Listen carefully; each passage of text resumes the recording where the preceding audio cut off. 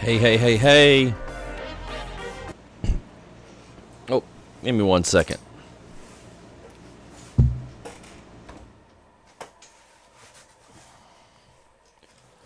There we go. That'll eliminate some noise. Hey there. Hello, everyone. Thank you for joining us this evening. We're ready to get going here in just a second.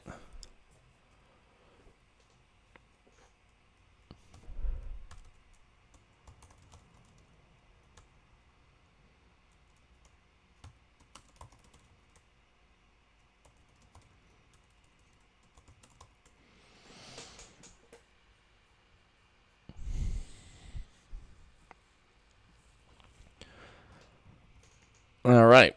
Let me move this over a little bit. There. That'll work. All right. Oh. I hope you guys are all doing okay tonight. Hope you're doing well. I have enjoyed the weather this evening. I went out for a bike ride and rode about 20 miles, I think is what it said I did. I was not necessarily intending on riding 20 miles. I sort of thought if I get into it and, I'm like, I don't have the emotional or mental dexterity to be like, you have to really push it mentally to get through some stuff.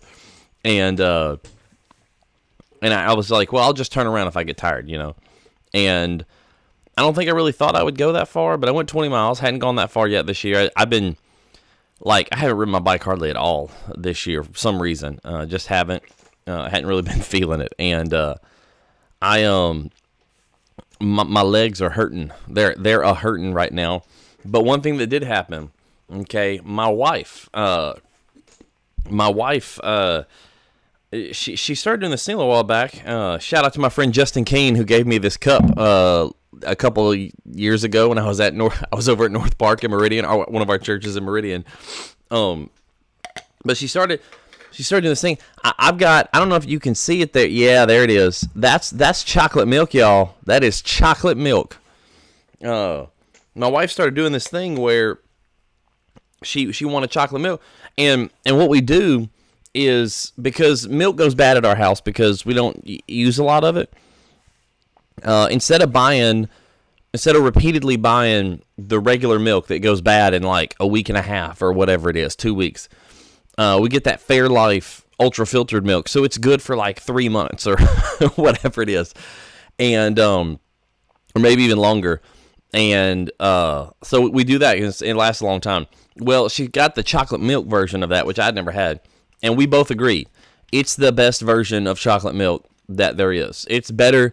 It's even better than that junky little carton you used to get at school. With your school lunch, a little junky little milk carton. It's even better than that. So I, after my ride, I am rocking some chocolate milk, hoping that I recover fairly quickly, right? Stuff like chocolate milk is kind of one of those things that they'll say, to drink to help you recover, hopefully. So, milk, it does the body good. Isn't that what the commercial used to say back in the day? I know my wife is loving the fact that I'm spending all this time talking about chocolate milk. So, glad you guys are here. Give you the obligatory like and share it. And if you're on Facebook, let me clarify for those of you that don't know how it works. Facebook has a like button and a comment button and a share button, right? But then they also, within the video itself, there's these little reactions that you can give, which is why if you're watching on your phone, for example, or even on a computer, you might see hearts float up across the screen from time to time, right? That's a reaction. That's not a like. That's a reaction. So they have these reactions. You can give a heart. You can give an angry face. You can give, all kinds of stuff. And you can do that as much as you want. Okay? And so that's within the video itself. And so if you see that and know how to do that, Facebook's algorithm now uses those also as, oh, this video is getting interacted with a lot, we should push it out there. So please do that if you're able. You may or may not be able to, but do that if you happen to be able. So, all right. Where to begin tonight? Hey, look, if you guys have, I say this every week, I'll say it again. If you have any questions, drop them in the comments, and we will address them to the best of my ability. We will address them, talk about them, hopefully back and forth. Alan, yeah, no, I understand. I just want to make that, it's a little confusing, and so I want to make it clear. But anyway, if you have any questions about anything, I always say, Bible reading, whatever, something that Keith said on Sunday, something you've just been thinking about. I like to have those conversations. Those are the best conversations because they're kind of where we're living. It's based on something we're thinking about right now. So please don't hesitate to throw those things out there.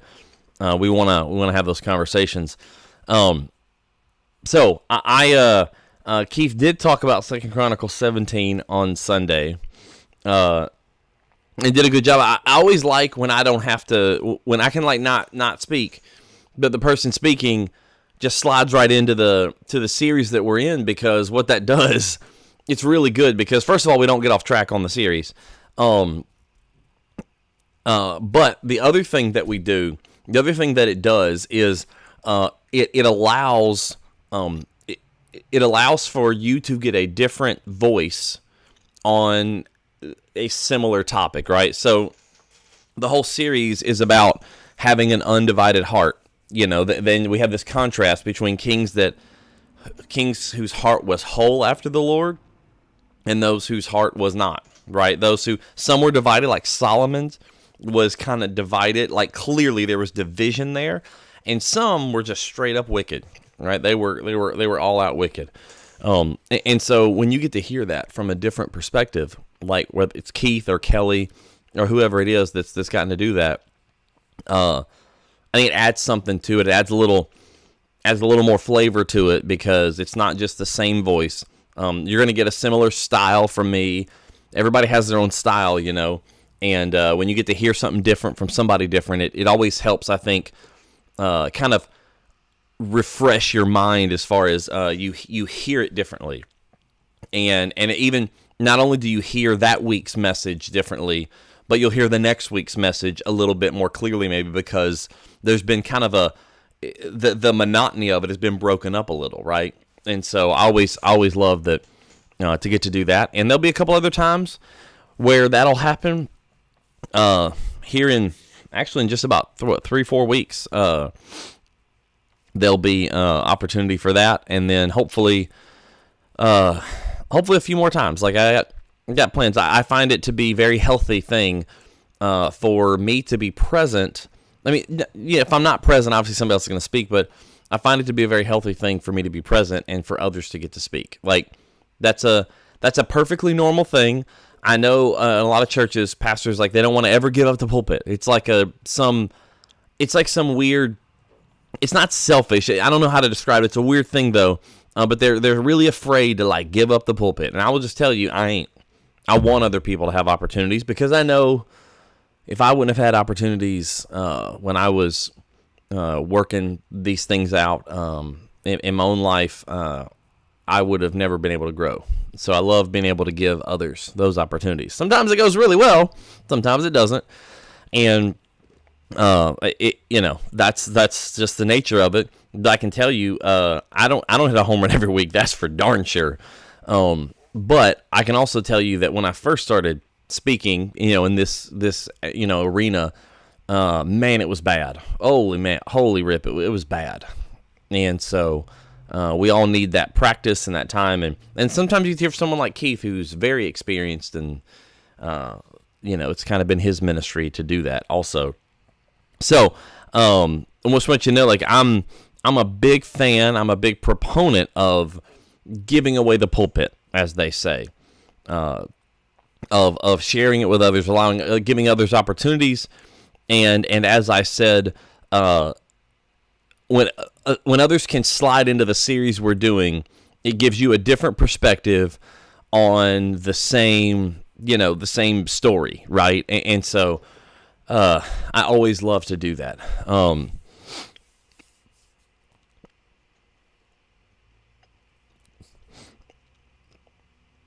Yeah, Alan, and I know that everybody has preferences, right? Like, you get used to something, right? You get used to hearing things a certain way.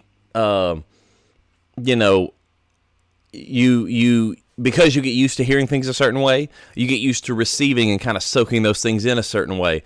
And that's all good. Look, if you liked the other people way better than me, then I may not have stuck around so long, right? So that's a good thing, and I appreciate that, Alan. I very much appreciate that. But like I said, sometimes even if all it does is sort of break up some of that monotony, it makes you maybe a little more eager and open to hear whatever's going to come next week, right? Also, so I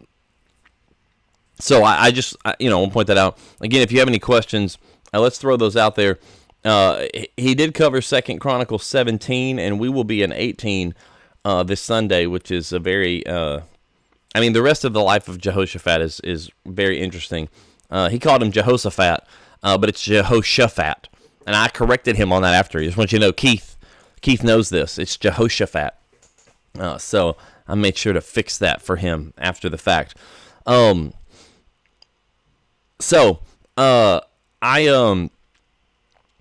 Keith brought this out a little bit, but I thought maybe it'd be interesting to talk about it, like I said, unless there's anything you guys are wondering about. But it says in verse 10 of chapter 17 that the fear of the Lord fell upon all the kingdoms of the lands that were around Judah, and they made no war against Jehoshaphat. Some of the Philistines even brought Jehoshaphat presents and silver for tribute. And the Arabians also brought him basically tribute, rams and goats, which is essentially currency in that day. And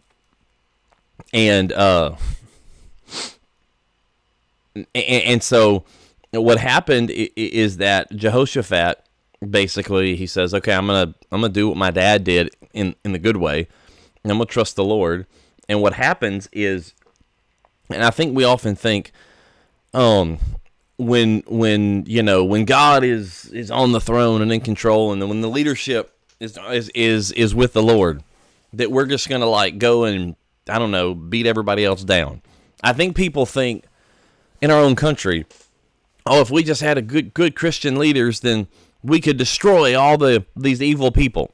That's the attitude lots of people have, actually. They want to destroy evil people. And to that I say, no, we want to save them. We want to say, we don't want them to be able to bring destruction down on everyone else. Like we would love for them to be redeemed, not destroyed. That's the ultimate goal here. But what happens is not that Jehoshaphat goes and makes the kingdom of Judah bigger. He doesn't go and kill a bunch of people because the Lord is with him. He doesn't go and attack a bunch of people because the Lord is with him. He doesn't go and take over the wicked kingdom of Israel because the Lord is with him. All right? And Israel is a wicked, godless kingdom. He doesn't do any of that. It just says, the fear of the Lord fell upon all the kingdoms, and they made no war against him. In other words, the people of God were able to live in peace. It's that simple. They were able to live in peace. They were able to trade with their neighboring countries in peace. If they needed to travel, they were able to travel in peace. And they had good relationships. It wasn't, and it says that the other nations, they brought tribute. They brought money to Jehoshaphat. Like, they basically saying, hey, we recognize there's something special about you, and we just want to pay you that honor that's due you. And it allowed the people of God to live in peace. And because of that, they were able to be who God created them to be. And the hope is that the nations around them, as they came to them to bring them tribute, would see how they were flourishing, would see the great peace they had achieved, and what might look and say, can we worship this God also? Can we do that? That's the whole idea. I think we often look, Judaism. First of all, First of all, let me say this. What we know as Judaism today, all right, New Testament, what we call New Testament Judaism, which is essentially the religion we have today, with it's morphed over time, but that is essentially the base foundational religion that rises out of the intertestamental period, the religion that Jesus encounters, right?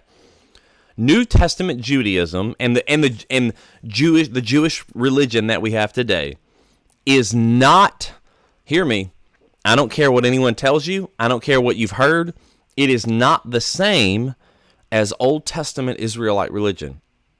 And if you don't believe me, just read the second half of Exodus, read Deuteronomy, read Leviticus, read what it was like for these kings and their prophets and how they worshipped and how they operated. Read about that, and then read about the Judaism that's present in the New Testament and look at the Judaism that's present today.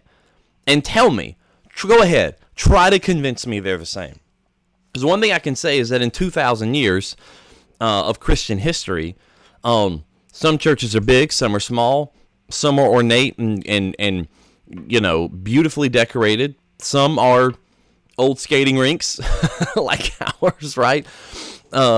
Some are very missionally focused. Some are very church, teaching the church focused, right? Some are more evangelistic. Some are more doctrinal, theological, right? Like there's all different versions, but essentially, being Christian means the same thing. We believe in the same basic core things. The religion, although there are variations in worship styles and such, we all can kind of ascribe to similar things, and we can look at each other. I can look at the Eastern Orthodox brother or sister. I can look at the Pentecostal brother or sister, the Southern Baptist brother or sister, and I can look and say, you're my brother and my sister in Christ, because we are all running after the same God here. We do not have a different religion than Paul had. Okay, that's never been up for debate even. No one's ever thought of it like that.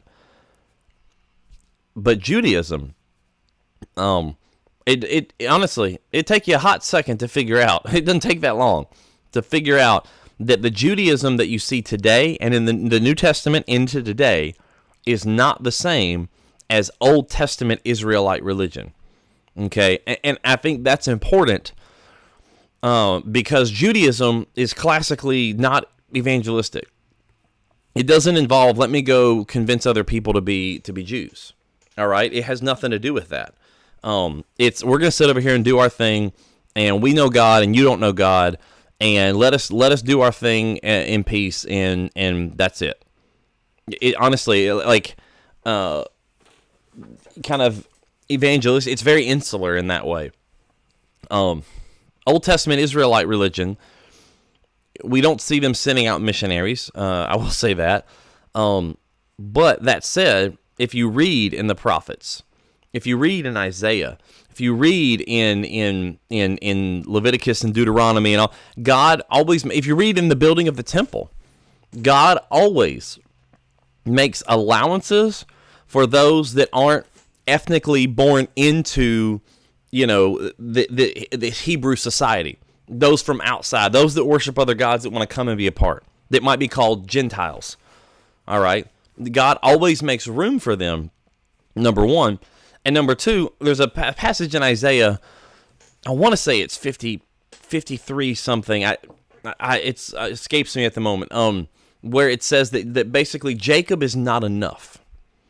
And it talks about the idea that God has revealed himself, but he's not revealed himself to Jacob or to Israel, because remember Jacob, his name gets changed to Israel. He's not revealed himself to Jacob for the sake of Jacob. He's not revealed himself to Israel for the sake of Israel. He's revealed himself to Israel for the sake of all the nations. So he's come and revealed himself to Israel, and they are meant to be a tool to reveal God to the nations around them. That's the purpose. That's the stated goal from the very beginning. All right, evangelism. God did not become evangelistic in the New Testament.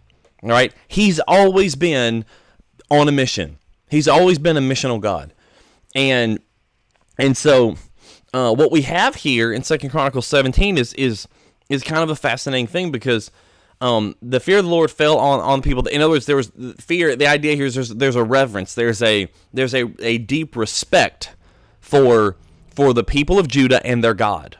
All right, not just for the people, for their God, and all the nations were coming to Judah to say, hey, we respect you, and we honor you. And the idea is that they would see the greatness of this one true God, and that they would then worship Him. They would then want to be a part of that.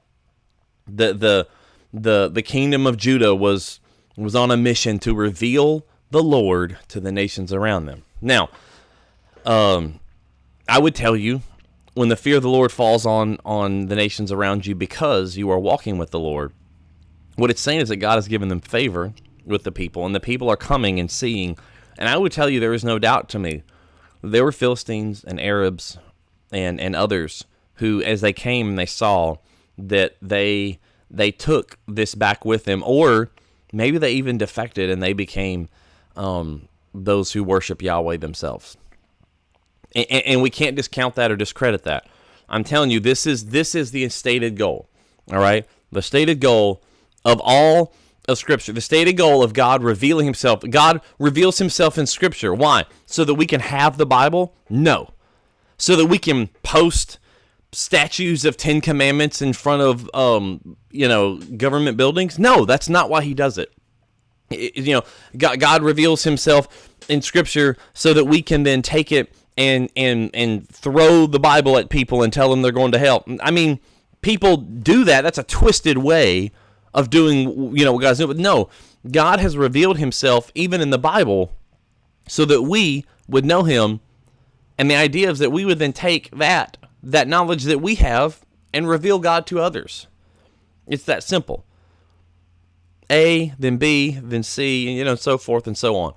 This is the idea, and it's always been the idea, that when we walk with the Lord, when we devote ourselves to Him and our lives to Him, and we live in that peace and in that presence of God, that in doing so on an everyday basis, all right, not on a Sunday basis, but on a Monday through Sunday basis, when we do that, we then are people who reveal God to those around us. And that is our purpose, to know God and to be like Him. All right?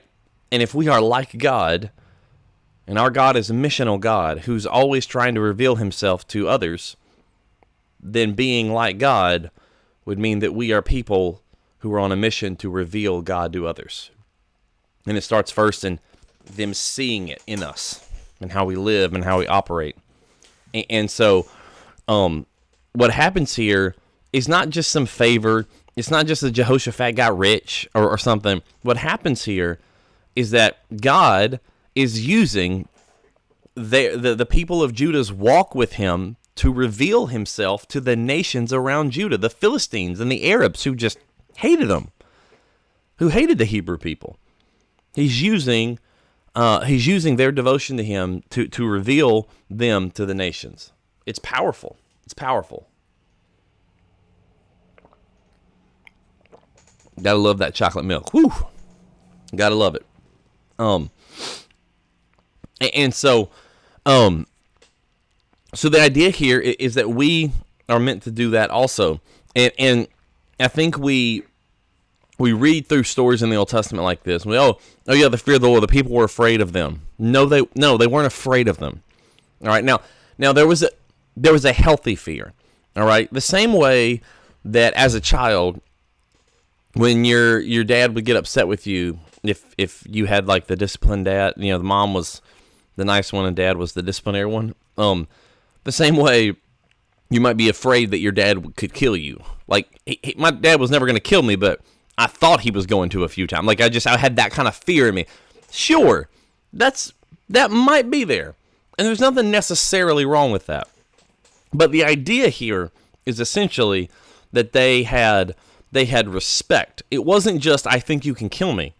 It was hey, like we understand, we've seen this God at work, and we want to honor this God. Now, as pagans, as we might say, the people that worship many gods, they probably, in some sense, thought if we honor this God, then along with our other gods, then we'll be covered.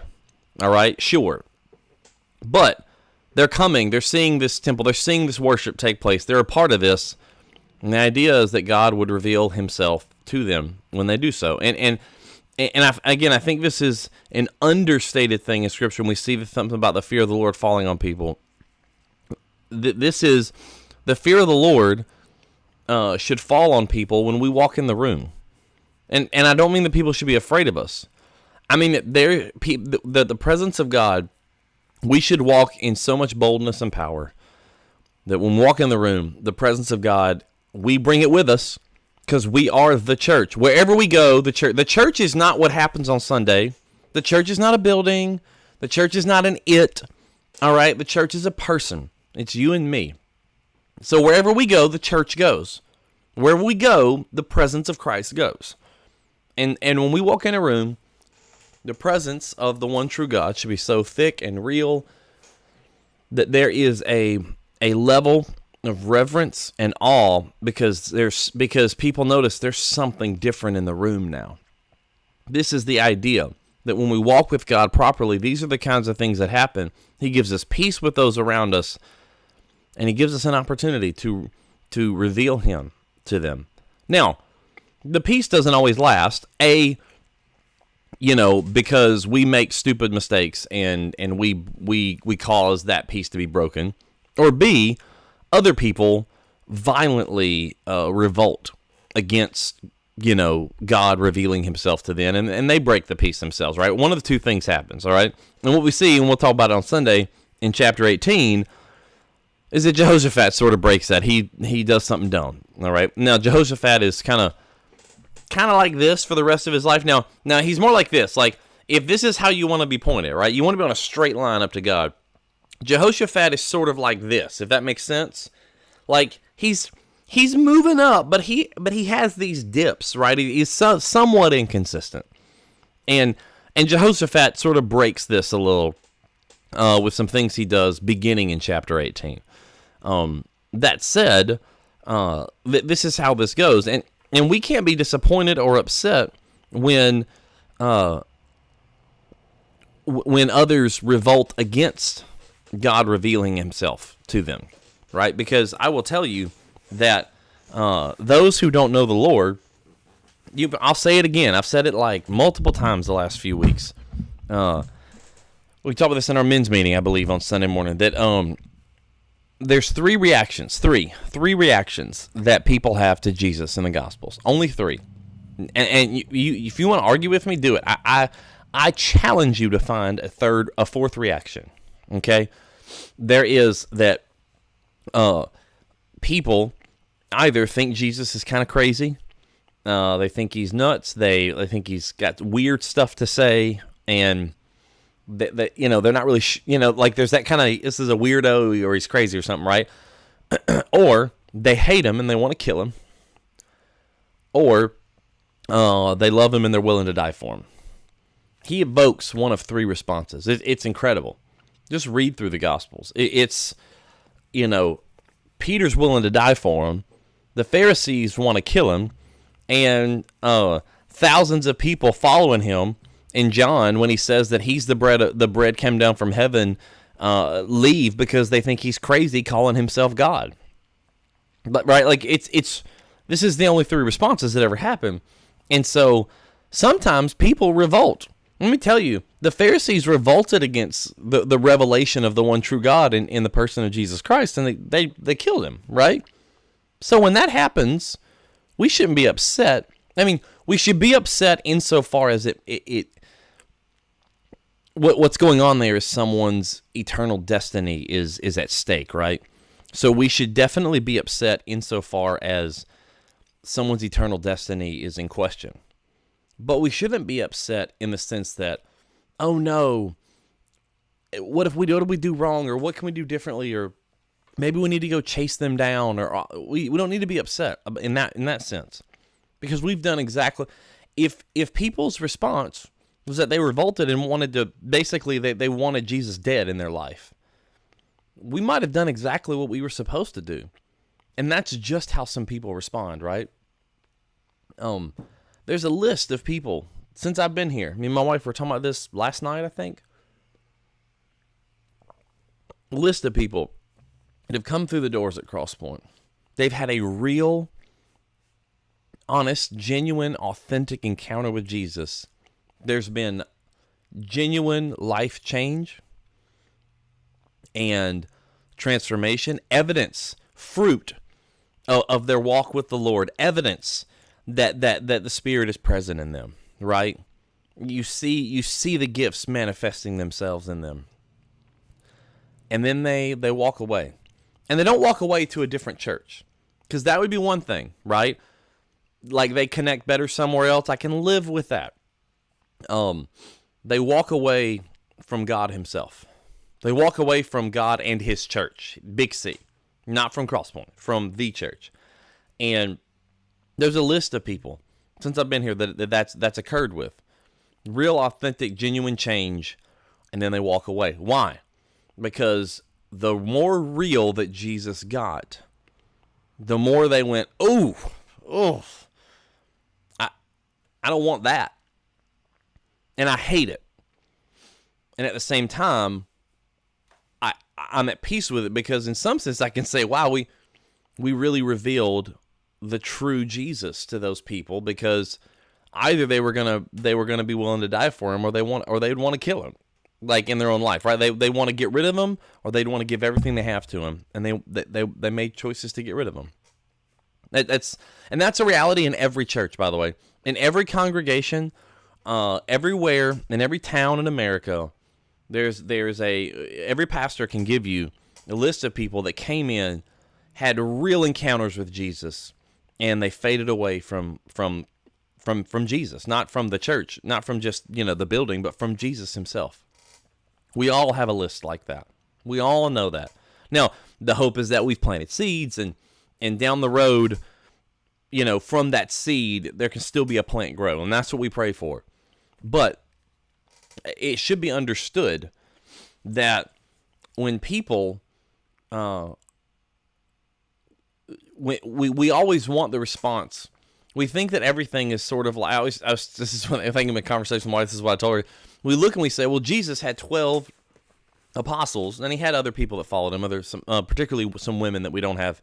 We only have a couple of their names, but there are several women that followed him. But let's take the 12.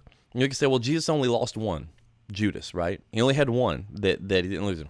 And I would tell you that Jesus had thousands following him, to the point that, if you read the Gospels back carefully, the Pharisees, which were the Jewish religious leaders, and the Roman government in Judea, all right, which is what the region was called, they were nervous of this Jesus character.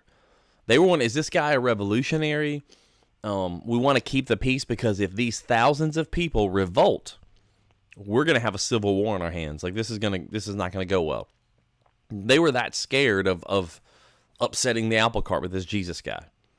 All right, he had that many people following him. All right, Jesus didn't lose one; he lost thousands, because of things like in John 6 and 7, when he says that I am the bread, the manna that came down from heaven to feed the children of Israel in the wilderness. I am the bread come down from heaven, right? I am the true word that you must feed on. And you must partake of me in order to know the one true God. Like, I am the full revelation of that God. So he says, unless you eat my flesh and drink my blood, there's no, you cannot spend eternity with Father. And he's not being literally saying, I am life, right? If food sustains my life, okay, Jesus is saying that bread was food that sustained the life of your forefathers in the wilderness. I am true life. I am more real and more life-giving than any bread you could eat. Than any, even more than that bread, that miraculous bread that came down the wilderness. I am true life, and you must partake of me. And those thousands of people said, this is a hard teaching. And they left. And apparently it was so dramatic. It was so dramatic. This is basically a conversation me and my wife had. I think it was last night or the night before, by the way. It's just interesting how this worked out. But it was so dramatic, those thousands of people that left, that Jesus turns to the 12 and he says, you guys going to leave too? And for those of you that read this and you respond the way my wife did, she's like, that they look back at him and they say, where else will we go? Like, they recognize, Jesus, you have in you is life and truth, and you are the Messiah of God, and where else will we go? And that's a great answer, but there were enough people that left that Jesus felt it important to look at his apostles, the 12, and say, you guys want to go too? Here's your chance. Here's your chance. If you've been thinking I'm crazy, here's your chance to go. Because God ain't holding nobody against their will. And these 12 could have left at any point. And they said, man, where else will we go? In you is life. So, man, guys, I'm just going to tell you, I don't think I've had chocolate milk maybe since I was a kid in the cafeteria with those little junky old milk cartons. But goodness gracious. I'm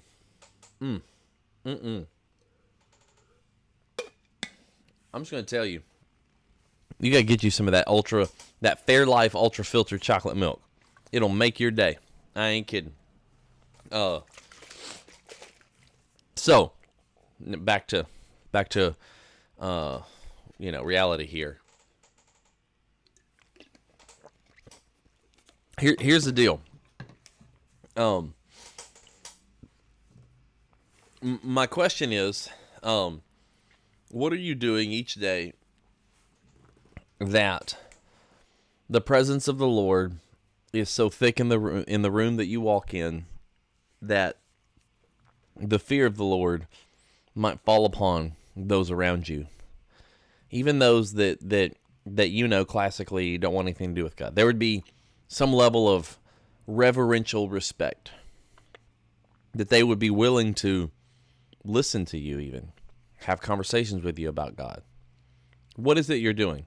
And I mean this honestly, I don't care about the money you gave at church on Sunday. I mean, I care about it. All right, it pays my light bills, and what I'm saying though is I'm not asking you about. I don't care about that. I don't care about the children's church that you taught. I don't care if you were present at the event we had at the apartments last week. I'm not talking about that. Events are big moments. Anybody can be good in a moment. I'm asking you Monday, Tuesday, Wednesday, Thursday, Friday. I'm asking you on a regular basis. When you're at work, how about that? Is there a reverential respect for the Lord in you as you walk in the room?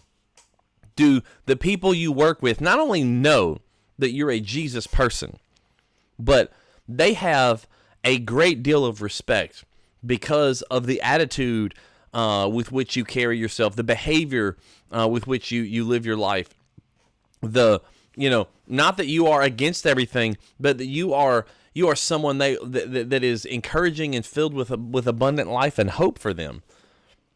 What are you doing? All right, because I will tell you, the place where you work, it's a mission field. God planted you there so that He could reveal Himself to others through you. And if you do not treat it that way, you're missing the boat. You're missing the boat. And I don't care who you are. And there you may say, well, everybody I work with is a Christian. That's a lie. I don't care. Look, I don't care who you look.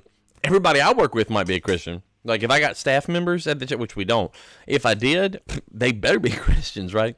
Everybody you work with is not a believer. And I don't care if everybody you work with goes to church. The statistical fact is that, first of all, everybody doesn't go to church, even if they tell you they do. Secondly, they are not following Jesus, even if they're going to church. We know this is a reality. And even if they are, God has planted you there still to be a revealer of his truth to those people. Maybe they need encouragement. Maybe they need support. Whatever it is. They still planted you there for the same reason. And you are a missionary. You are a pastor where you are. Pastor is not some special position that I have. It's not. All right? There's nothing special about it. All right? I am you and you are me. We are the same. All right? And so what are you how are you living that a reverential respect for the Lord in you would fall on those around you as you carry yourself into the room in such a way that there would be peace, even with those that are even maybe, angry at God and militantly against the gospel, that there would be a level of peace between you and them, a level of respect where they might even be willing to hear you talk about God, right? What is it? And if you say, well, at work, I don't know if people, they probably don't see a lot of Jesus in me. Well, then you need to fix that. Because if you're going to tell me you're one way when you walk in these doors on Sunday, and you're another way when you walk in those doors at work on Monday, that means you're a liar. That's a hypocrite. And a hypocrite is a liar. Because they're lying about one way. You can't be two different persons at the same time. You say you can't serve two masters. You'll love one and hate the other, or hate one and love the other. Right? That's how it works. So either you're lying, either church you is lying, or work you is lying. And I'm going to tell you, usually, I've lived enough life to know, usually the church person is the liar, because that's not really who. The church thing is someone trying to look like they're nice and good and cleaned up, and really they're really more like the guy on Monday. No, I'm going to tell you, I'm asking you, do you feel like you're doing that? Because I don't really care. I want to do events and I want to do stuff. Your job, it's not CrossPoint's or anybody else's job to put on events and give you, try to come up with ways for you to be a missionary. That's not our job. Okay? Hear me. That is not our job. It is every believer's responsibility and calling. All of you have a calling. It is every believer's calling and responsibility to be missionaries and pastors wherever they are, and to reveal the abundant life that Christ has offered you to other people, so that they see Jesus in you. All right? And so when there is an event, when there is an opportunity that has the church's name on it, then yeah, that's great. But you know what? Most of the time, a lot of those things that happen, they're the most successful events like that, outreaches or whatever, are built. They're most successful when they are built when they arise out of what people are already doing, how they're already living, where their heart is. So when people say, "Hey, I'm working and over here and I'm building relationships, and I've just kind of learned that these people here they're missing, that they really need X, Y, and Z, and I'm really trying to serve them, but I wonder if we could do more." Yeah, let's do more. Those are the best events. Those are the most successful moments. And so, I know most of you have been trained in your lives. You go to church on Sunday. Maybe you go to church on Wednesday. And you wait for the church to do events. You give your money, and the church says we're doing something, and then you're supposed to go do that. And then you just sit around and wait and do nothing until the church does another thing. Because that's how Christianity works. That's a lie. That's wrong. That's not true. Any church that taught you that, any pastor that taught you that, that's not biblical. That's not Jesus. We are here to help facilitate you becoming all that God created you to be. It is not my job to come up with cool events. It is not my job to to find things for you to do. This is not actually my job. My job is to equip the saints to do the work of the ministry. That means that all of you have a work that God has called you to. You have gifts that God has given you. You have a mission field to which you are called to. It's my job to help you lean into that and discover that, so that when you go to work, when you go to the grocery store, when you go home, whatever, you're doing all of those things. That is my job. That is the church's job, so to speak. And when that happens, that's when we discover, oh man, there's these people over here that need Jesus. Oh, well, look, hey, we've got a whole group that meets here on Sundays. Maybe we could gather them together and help you out in doing the work that God has called you to. And God is already doing something. Maybe we can get some more people to go and join the work that God is already doing. Maybe.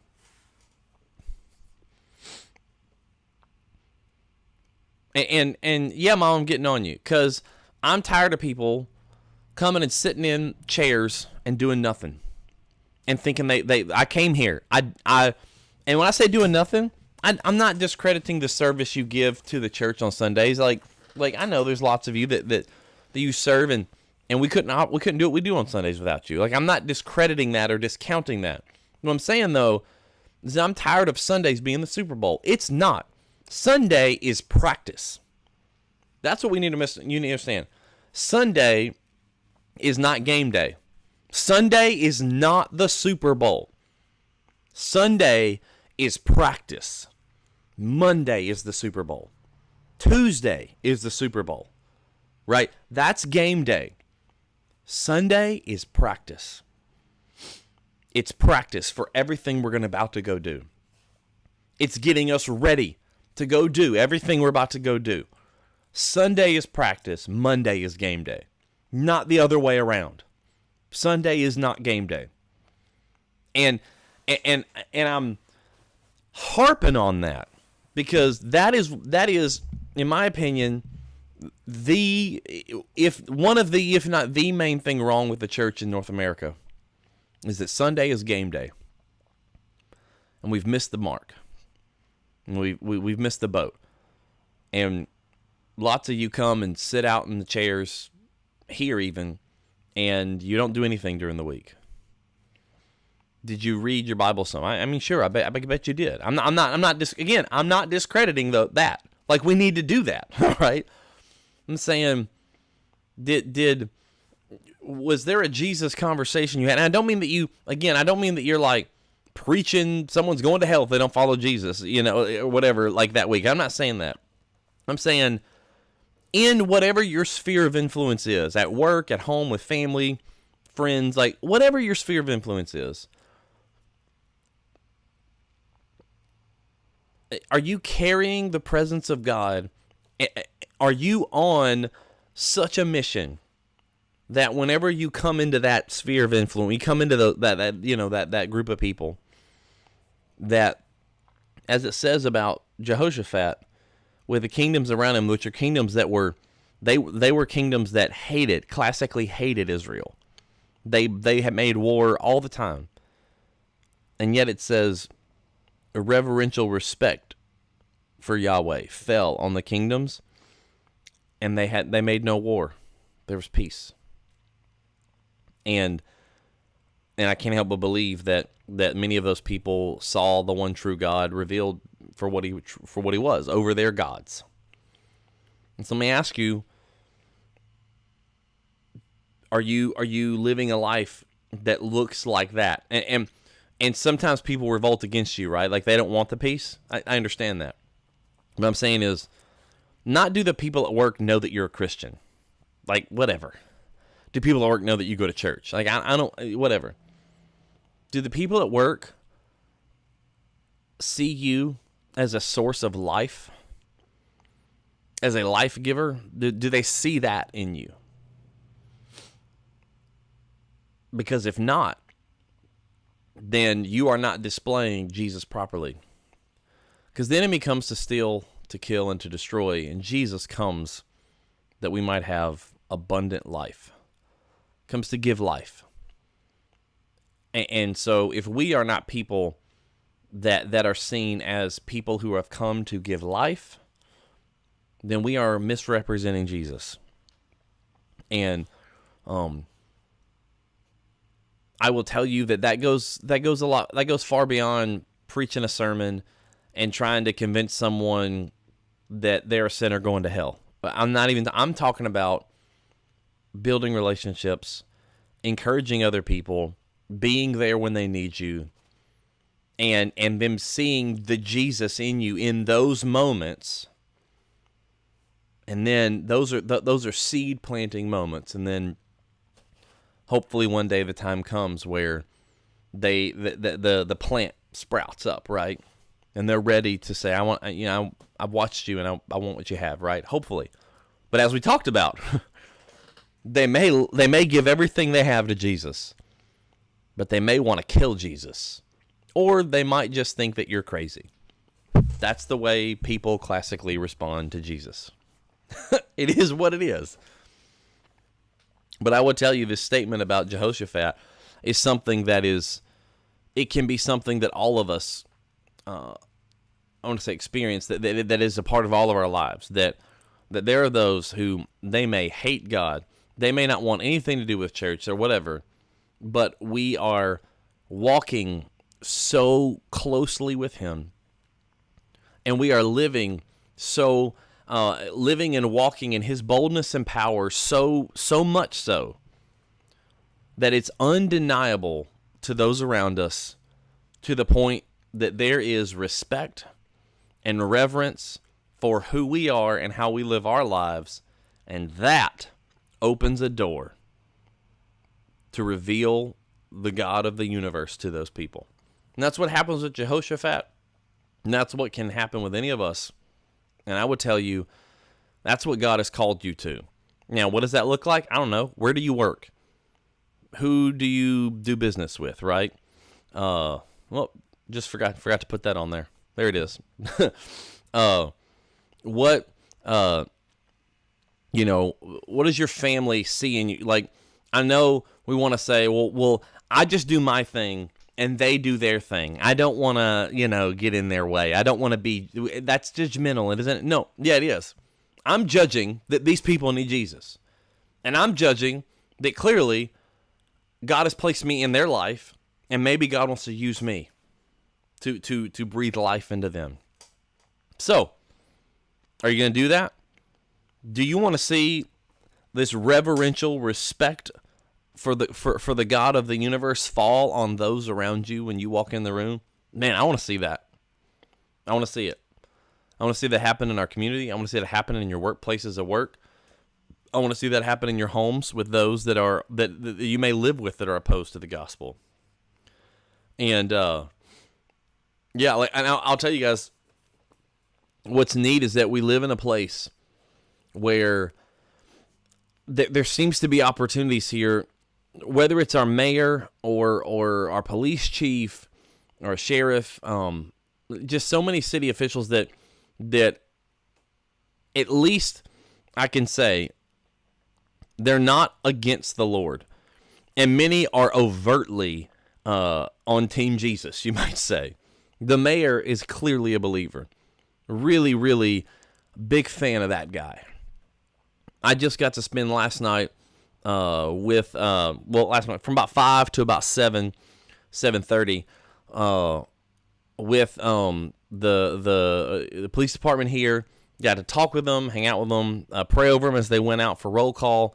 Got to hear some things that happened the night before that was just horrendous, difficult situations. And man, I'm grateful for our chief. I'm grateful for those people. But don't comment in here and say, "Oh, Marcus, the police. We support the police." I don't care about that. What I'm telling you is, I have an opportunity to be a life giver and hopefully reveal something about God to those that need it. My place of work, that's not really an issue. So I go somewhere where it's needed. And I'll get to be a chaplain for them is really what's happening. It's like it's kind of the beginning stages that, and I'm going to be a chaplain for the PD. But that said, there's a place that needs some life breathed into it. Okay, so I need to go find that place.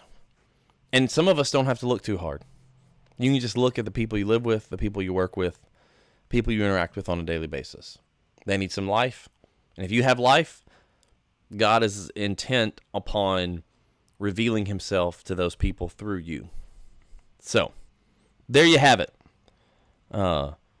This thing that happens in 2 Chronicles 17:10 and 11 is something that is possible in all of our lives with those around us. Even those that may seem like they hate us. It's very possible.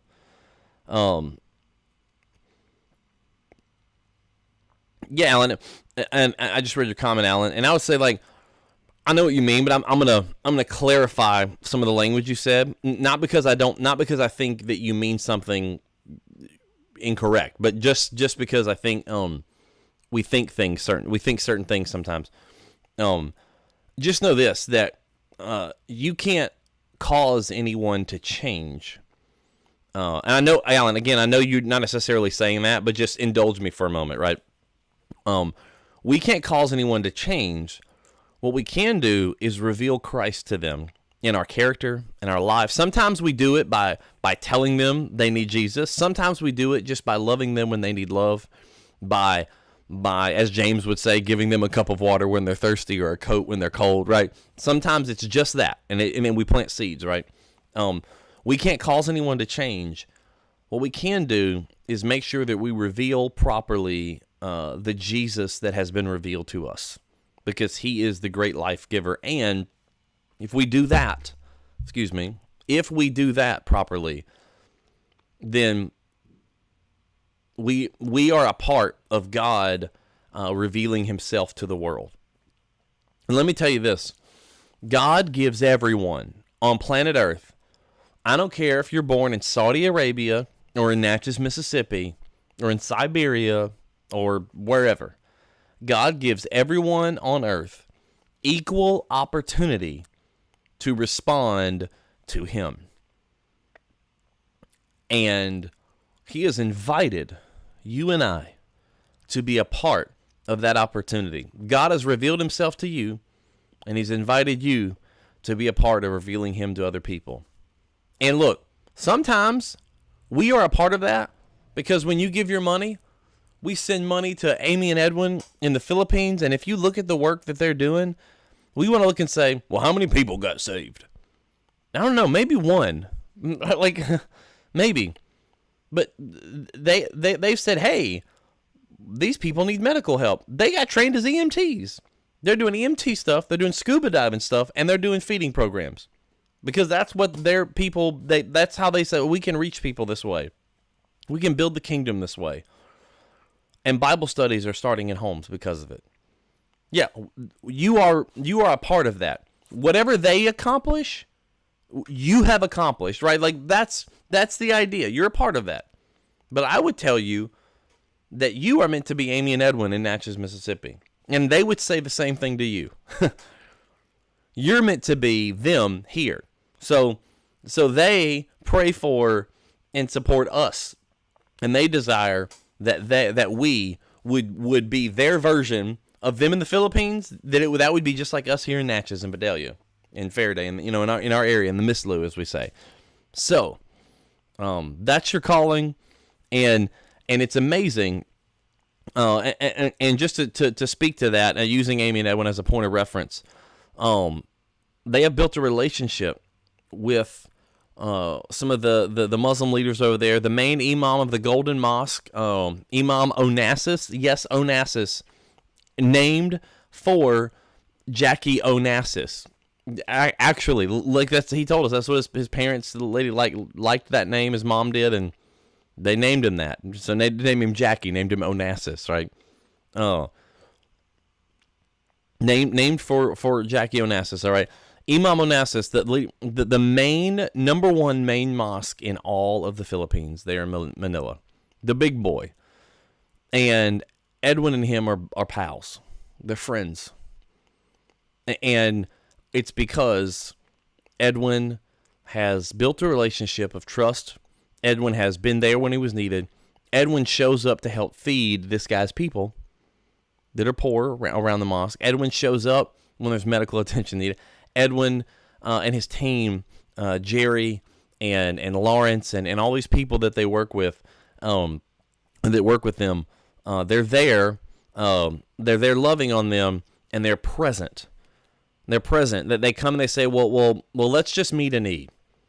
And when you see our love, when you see how much we care for you, then even though Muslims and Christians, to Christians, Muslims tend to look like the Philistines or the Arabs. But in 2 Chronicles 17, we see the Philistines and the Arabs with a reverential respect and peace toward the Christian, toward the believers, right? And that's what happened. That's what's happened with Edwin and Amy and the work that they're doing there. Is there's a reverential respect for what Jesus is doing in them and through them, where they are. And yeah, Mom, that's awesome. So, what are you doing here? You can be that here. What are you doing here? That's my challenge. What are you doing? How are you living? And you can't just look and say, "Oh, that's so good. Those people over there really need that." No, there's people here that really need that too.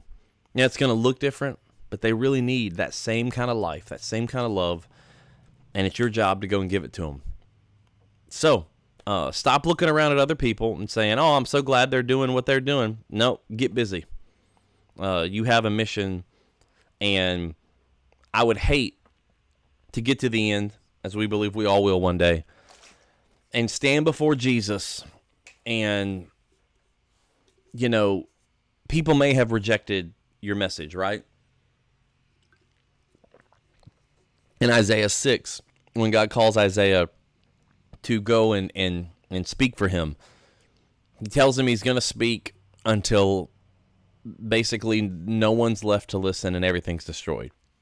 In other words, Isaiah determines no one is going to listen. They're not going to respond properly. And God says, yeah, but someone has to go for us. And although the broad spectrum of people didn't listen, some people did. But the broad, leadership didn't. And Isaiah begins to stand before the Lord.